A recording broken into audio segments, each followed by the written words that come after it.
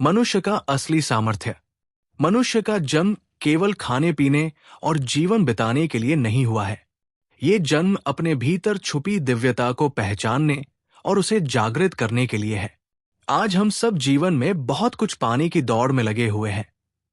धन, मान सम्मान, सुविधा, सुरक्षा।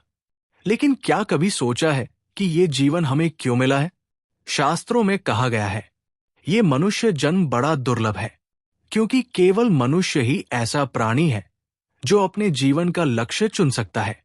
पशु पक्षी केवल प्रकृति के नियमों के अनुसार जीते हैं, लेकिन मनुष्य अपनी सोच से अपने जीवन को बदल सकता है, अपने भाग्य को लिख सकता है और आत्मा को परमात्मा से जोड़ सकता है। मनुष्य के भीतर अद्भुत शक्ति है। वो अंधकार में प्रकाश खोज सकता है, वो दुख में भी आनंद पा सकता है और वो परिस्थिति को बदलने की क्षमता रखता है।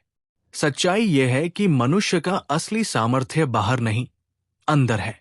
हम जितना बाहर दौड़ते हैं उतना ही हम थक जाते हैं, लेकिन जब हम अपने भीतर ध्यान लगाते हैं तब हमें एक शांति मिलती है जो कोई भी दुनिया की वस्तु नहीं दे सकती। गुरु अर्जुन देव जी कहते हैं, मन तू ज्योत स्वरूप है, अपना मूल पहचान।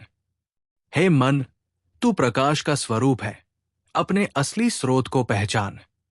यही पहचान असली सामर्थ्य है। जब मनुष्य अपने भीतर की इस शक्ति को पहचान लेता है तो उसके लिए असंभव भी संभव हो जाता है। फिर जीवन केवल रोजमर्रा की दौड़ नहीं रहता, बल्कि एक सुंदर यात्रा बन जाता है, जहां हर कदम हमें परमात्मा के और पास ले जाता है। अपने भीतर झांकिए, अपनी आत्मा को सुनिए। अपने जीवन का लक्ष्य केवल सुख सुविधा नहीं, बल्कि आत्मज्ञान और परमात्मा से मिलन बनाइए।